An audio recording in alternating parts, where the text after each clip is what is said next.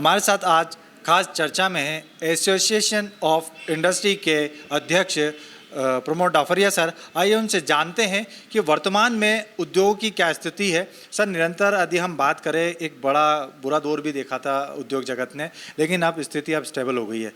लेकिन वर्तमान में यदि हम बात करें तो किस तरह की समस्याएं उद्योगों के सामने? देखिए, कोई भी पॉलिसी बनती है तो उस पॉलिसी के साथ में 3 तकलीफ़ें साथ में ज़रूर जुड़ती है। सरकार का जो ध्येय रहता है वह स्पष्ट रहता है। जैसे मैं आपको एक छोटा सा बताऊँ, आत्म भारत, आत्मनिर्भर Bharat, ease of doing business. अब जैसे ईज़ ऑफ डूइंग बिजनेस के अंदर अगर हम खाली इतना सा ही पकड़ लें ईज़ ऑफ डूइंग बिजनेस, तो इंडस्ट्रीज़ के ऊपर कम से कम 23 डिपार्टमेंट लगते हैं। अब 23 डिपार्टमेंट के अंदर इतने सारे कानून हैं कि हर कानून को फॉलो करना इंडस्ट्रीज़ वाले की ताकत है ही नहीं, क्योंकि association of industries Madhya Pradesh mainly micro और स्मॉल इंडस्ट्रीज़ को कैटर करता है। अब जो स्मॉल स्केल इंडस्ट्री होती है, माइक्रो होती है, ये खुद ही मालिक होते हैं, खुद ही मैनेजर होते हैं, खुद ही क्लर्क होते हैं, तो ये सारा पिन टू एलिफेंट काम खुद ही करते हैं। अब जब पिन टू एलिफेंट काम खुद ही करना है तो उनके लिए इन डिपार्टमेंट्स की तरफ अपनी एनर्जी लगाना पॉसिबल नहीं रहता है, क्योंकि ऑर्डर भी आप लेके आओ, मटेरियल भी आप बनाओ, उसको अप्रूव भी आप कराओ, सप्लाई आप करो, पेमेंट लेके आओ, ये पूरी चेन बनानी पड़ती है एक इंडस्ट्री वालों को इंडस्ट्री चलाने के लिए। इस चेन बनाने में वो इतना बिजी हो जाता है कि वो डिपार्टमेंट की तरफ ध्यान नहीं देता है। तो मेरा सरकार से बार बार ये अनुरोध है कि ईज़ ऑफ डूइंग बिजनेस में आप एक एक डिपार्टमेंट को लीजिए और उनके कानूनों की समीक्षा कीजिए। आप ऐसे कानून बनाइए जो प्रैक्टिकली एक आदमी पूरा कर सके। होता क्या है, कानून आप 40 बना देते हो, वो आदमी इंडस्ट्री का मालिक उसको पूरा नहीं कर पाता है, या तो वो जानबूझ करके उसको छोड़ देता है, या फिर उसमें अज्ञानता रहती है, या फिर उसको पालन करने में काफ़ी खर्चा आता है। तो आप प्रैक्टिकल बनिए।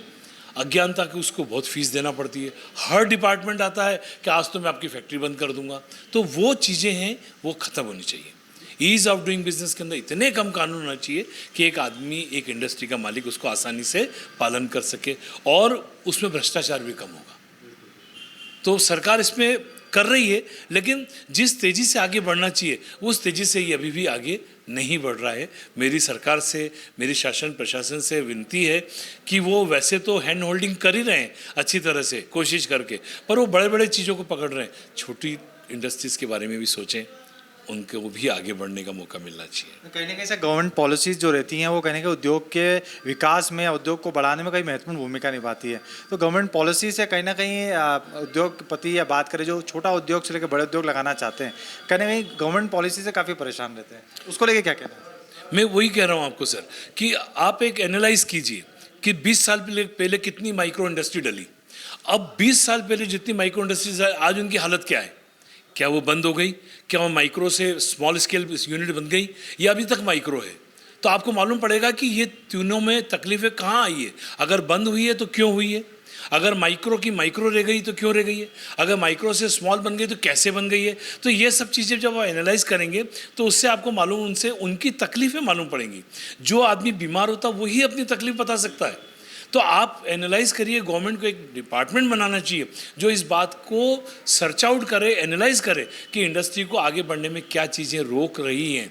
हो सकता है गवर्नमेंट की नज़र में आज भी वो सही हो, लेकिन अगर इंडस्ट्रीज़ के पैरों में बेड़ी पड़ती है उन कानूनों से तो उनको शिथिल करना चाहिए। आज तो इंडस्ट्री को ग्रो करने के लिए आप मौका दीजिए। देखिए, ये गोल्डन अपॉर्चुनिटी है। मैं ऐसा मानता हूँ पर्सनली, अगर किसी को इंडस्ट्री डालनी है तो ये आज का समय बहुत बढ़िया है, क्योंकि गवर्नमेंट हैंड होल्डिंग कर रही है।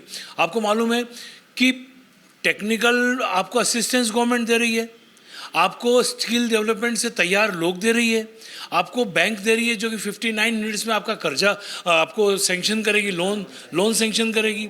आपको फ्री कोलेटरल सिक्योरिटी का लोन मिल रहा है, 5 करोड़ तक आपको कोई कोलेटरल सिक्योरिटी देने की ज़रूरत नहीं है। गवर्नमेंट ने एक जैम करके पोर्टल बनाया बहुत बड़ा, जिसके अंदर इंडिया की रिक्वायरमेंट जाती है।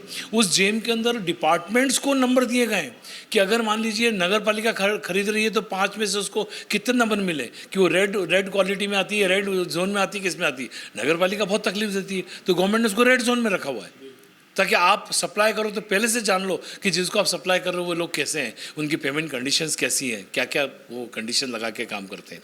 तो गवर्नमेंट ऑफ कोर्स काम कर रही है।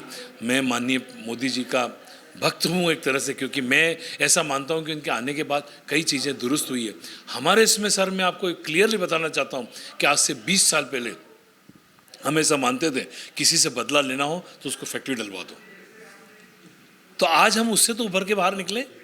आज गवर्नमेंट ने ये रियलाइज़ करा कि अगर इंडस्ट्री स्ट्रांग रहेगी तो देश की इकोनॉमिक बैकबोन स्ट्रांग बनेगी। आपको मालूम होना चाहिए सर कि माइक्रो स्मॉल यूनिट मिलके 10% जीडीपी बढ़ाती है देश का। जितना प्रोडक्शन होता है देश के अंदर उसके अंदर 45% प्रोडक्शन का कंट्रीब्यूशन स्मॉल और माइक्रो यूनिट का है। जितना एक्सपोर्ट होता है देश के अंदर उसके अंदर 40% कंट्रीब्यूशन एक्सपोर्ट के अंदर इन यूनिट्स का है। तो क्यों ना उन यूनिट को ध्यान दिया जाए और उनको पंख लगा के उड़ाया जाए और आगे बढ़ाया जाए। बिल्कुल सर, इसके साथ यदि हम बात करें पोल्यूशन कंट्रोल बोर्ड की, उन्होंने भी काफ़ी नियम शिथिल किए हैं ताकि उद्योगों जो हैं, छोटे से लेकर बड़ा उद्योग है, उनको कहीं ना कहीं सहूलत मिले। किस तरह की सर आपकी चर्चा भी हुई थी? मुखर्जी सर यहाँ पे आए थे जब पोल्यूशन कंट्रोल बोर्ड के, उनसे भी चर्चा हुई, कई नियम उन्होंने बदलाव किए हैं और काफ़ी सहूलत दी। क्या है? क्या सबसे पहले तो हमारे जो नए पीएस आए हैं अनिरुद्ध मुखर्जी साहब, मैं उनको तहे दिल से धन्यवाद देता हूँ। वो इतने अच्छे ऑफिसर हैं कि उन्होंने पहली बार पोजीशन संभाली, उसके बाद इंदौर में एक मीटिंग करी। उस मीटिंग में मैं भी हाजिर था। मैंने इंडस्ट्रीज़ वालों की समस्या बताई। सबसे पहली समस्या कि इंडस्ट्रीज़ को जो रजिस्ट्रेशन करते हैं उसमें 50 लाख रुपए तक का 10,000 रुपये रजिस्ट्रेशन फीस है, और उस 50 लाख में उसका पूरा कैपिटल इन्वेस्टमेंट आप गिनते हो, जिसमें लैंड की वैल्यू भी आ जाती है। आज इतनी महंगी ज़मीन के ऊपर फैक्ट्री डालते हैं तो उस ज़मीन की भी अगर कॉस्ट गिन लोगे तो 50 लाख रुपए ऐसे ही पूरे हो जाते हैं। साइकिलें 1.5 लाख की आने लग गई सर। अगर एक आदमी अच्छी साइकिल लेता तो 1.5 लाख रुपए की आती है। तो इस ज़माने में जहाँ कारें और साइकिलों की ये वैल्यू है, वहाँ पे अगर आप 50 लाख रुपए पे 10,000 रुपये रजिस्ट्रेशन फीस और 50 लाख से ऊपर सीधी 50,000, तो वहाँ पे उन्होंने उसको सीरियसली लिया और 1 करोड़ तक के इन्वेस्टमेंट पे उन्होंने मात्र 6,000 रुपये फीस करी। मैं उनका तहे दिल से धन्यवाद देता हूँ। दूसरी चीज़, जो इंडस्ट्री 40 साल पहले डली है, मान लीजिए 30 साल पहले डली है, 20 साल पहले डली है, आज अगर वो रजिस्ट्रेशन करवाती है तो आप उसके पिछले 20 साल के पैसे लेते हो रजिस्ट्रेशन के, जो कि नाजायज़ है। तो इंडस्ट्री वाला क्या है, कभी रजिस्ट्रेशन कराने आगे जाएगा ही नहीं। तो उसको भी मुखर्जी साहब ने सीरियसली लिया। उन्होंने कहा अगर आप एफिडेविट दे के बताएं कि जो ये पॉल्यूटिंग प्रोडक्ट आप कब से बना रहे हैं, अगर 2 साल 3 साल 5 साल से बना रहे हैं तो आपको केवल 5 साल तक के ही पैसे लगेंगे। तो I am really thankful to him. फिर उसके बाद ऑनलाइन रजिस्ट्रेशन नहीं होते थे। कितना भी कोई आदमी मेहनत कर ले, ऑनलाइन रजिस्ट्रेशन नहीं कर पाता था। डिपार्टमेंट की मदद ली जाती थी। अगर डिपार्टमेंट मदद करे ठीक है, नहीं तो आदमी फालतू घूमता रहता था। उसके अंदर उन्होंने बहुत मदद करी। यहाँ पे एक आदमी को बिठाया कि तुम बैठो और जितने ऑनलाइन रजिस्ट्रेशन करना चाहते हैं उनके आप फ्री ऑफ कॉस्ट रजिस्ट्रेशन करिए। फिर उसके बाद टेक्निकल गाइडेंस के लिए उन्होंने एक हेल्प डेस्क चालू करी कि अगर मेरी पीवीसी ग्रेन्यूल की फैक्ट्री है तो मुझे टैंक बनाने तो किस साइज़ के बनाने, मेरे को पानी अगर बाहर निकालना तो किस पीएच का निकालना है, क्या बीओडी होगा, क्या सीओडी होगा। ये चीज़ों का नॉलेज मैंने जैसे आपको बताया छोटे इंडस्ट्रीज को नहीं होता है, उनके बहुत सीमित साधन होते हैं वर्क करने के। तो ऐसी कंडीशन में उन्होंने हेल्प डेस्क क्रिएट करवाई और वहाँ पे एक आदमी बिठाया। मैं पर्सनली शासन और प्रशासन दोनों को धन्यवाद देता हूँ। हमारे आदरणीय माननीय कलेक्टर साहब, उन्होंने हमें बहुत मदद करी है। मैं मनीष सिंह सर का बहुत शुक्रिया अदा करना चाहता हूँ कि उन्होंने इसके अंदर पूरी हमको मदद करके हेल्प डेस्क दिलवाई, आदमी यहाँ पे डेप्यूट करवाए। तो अगर सरकार और प्रशासन साथ देगी तो वो दिन दूर नहीं है सर जब हमारा देश वापस सोने की चिड़िया कहलाएगा। सर एक और प्रयास आपकी एसोसिएशन ने किया है कि एक ऐप पोर्टल बनाया है जिसमें सारे इंडस्ट्री जितने भी उद्योग है उनका पूरा डाटा है और अन्य लोगों को भी जोड़ा गया ताकि एक दूसरे को रोजगार मिल सके और कहीं ना कहीं उनकी ग्रोथ हो सके। सर किस तरह का ये पोर्टल है और कैसे इसको रन किया जाएगा? हमने एक अभी इंडस्ट्रियल एक्सपो बनाया था, मतलब एक एग्जीबिशन डेवलप करी थी, बड़ी इंडस्ट्रीज आई थी, बाहर के प्रोडक्ट आए थे उनके। उसी दिन हमने माननीय हमारे जो पुलिस कमिश्नर सर हैं चारी साहब, उनसे हमने इस पोर्टल का, और शंकर भैया से, हमारे माननीय सांसद जी, युवा सांसद, और कितने आपको मालूम है एनर्जेटिक हैं वो, उनको जब भी याद करो, मैं हमेशा कहता हूँ एम्बुलेंस बाद में आती, पहले शंकर भी आ जाते हैं हमारे। तो वो सांसद भी थे साथ में, उन्होंने मिलकर इस पोर्टल का उद्घाटन करा।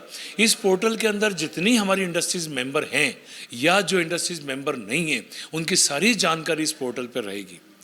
उस पोर्टल के अंदर इंडस्ट्री का नाम रहेगा, उन कॉन्टैक्ट नंबर रहेगा, उसके अंदर इंडस्ट्री किस प्रोडक्ट को बनाती है वो रहेगा, इंडस्ट्रीज़ के अंदर कौन कौन से रॉ मटेरियल लगते हैं वो रहेगा, है ना। इंडस्ट्री को प्लेसमेंट में किस व्यक्ति की ज़रूरत है वो रहेगा, अगर स्पेयर कैपेसिटी अवेलेबल है आपके पास तो वो रहेगा। समस्त जानकारियाँ इंडस्ट्री की उसके अंदर रहेगी। एक बटन एंटर करोगे और आपको इंडस्ट्रीज़ की जानकारी सामने मिलेगी।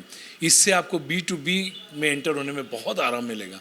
बिजनेस कैसे बढ़ाया जाए, मेरा ऐसा मानना है कि 25% बिजनेस मिनिमम आदमी का बढ़ेगा उस पोर्टल के थ्रू। आपकी परचेजिंग जो होगी वो सस्ती कम रेट पे होगी, क्योंकि अभी आप जो बना रहे हो प्रोडक्ट, हो सकता है वो बाहर से आपको रॉ मटेरियल लाना पड़ रहा हो और आपका दूसरी सेक्टर में बैठ के आदमी वही रॉ मटेरियल बना रहा है, आपको मालूम ही नहीं है। तो इंडस्ट्री से खरीदोगे, ट्रेडर खरीदोगे। हमारे माननीय जो प्राइम मिनिस्टर महोदय हैं वो तो शुरू से चाहते हैं कि बीच की जितनी लिंक्स हैं ये कम हो जाए, बीच के जितने कट होते हैं वो कम हो जाए। तो अगर 2 कट भी कम होते हैं वापस इंडस्ट्री वाले को खरीदने से, इंडस्ट्री से खरीदने में, तो उसके कम से कम 20 से 25% का रेट का फ़र्क पड़ेगा, ऐसा मेरा मानना है। तो सारी जानकारियाँ उपलब्ध होने पर, B2B होने पर, इसके अंदर हम वेंडर्स को भी ज्वाइन करेंगे, लॉजिस्टिक वालों को भी लाएंगे, कॉलेजेस को भी मेंबर बनाएंगे, और जैसे प्लेसमेंट का बताया तो कॉलेजेस आ जाएंगे, वेंडर्स आपको सस्ता खरीदना है तो वेंडर्स आ जाएंगे, तो लॉजिस्टिक आपको माल सप्लाई करना है, भेजना है तो लॉजिस्टिक वाले रहेंगे। तो इस तरीके से सारी जानकारियाँ एक पोर्टल पर रहने से तुरंत काम भी तुरंत होगा, टाइम बचेगा, पैसा बचेगा, एनर्जी बचेगी, तो उद्योगों का आगे बढ़ना तय है। निश्चित तौर पर जिस तरह प्रमोद डफरिया सर ने बताया कि तमाम बातें जो उद्योग के विकास की बात करें, उद्योग के सामने क्या समस्या है, इसके साथ ही जो एक पोर्टल शुरू किया गया है जिसके माध्यम से उद्योगों को जोड़ना और कहीं ना कहीं उनको फ़ायदा पहुंचाने का ये प्रयास एसोसिएशन द्वारा किया गया है। निश्चित तौर पर यह प्रयास काफ़ी सार्थक सिद्ध होगा और आने वाले समय में इस पोर्टल के माध्यम से जो शहर या आसपास के जो उद्योगपति हैं, उद्योग डालना चाहते हैं, उन्हें कहीं ना कहीं काफ़ी राहत मिलेगी। कैमरा पर्सन गोल्डी के साथ जतिन ठाकुर, खबर मध्य प्रदेश, इंदौर। अगर आप ये खबर फेसबुक पर देख रहे हैं तो पेज को लाइक जरूर कीजिए। अगर आप ये खबर YouTube पर देख रहे हैं तो चैनल को सब्सक्राइब जरूर करें। ताज़ा तरीन खबरों को देखने के लिए बेल आइकन को दबाना ना भूलें।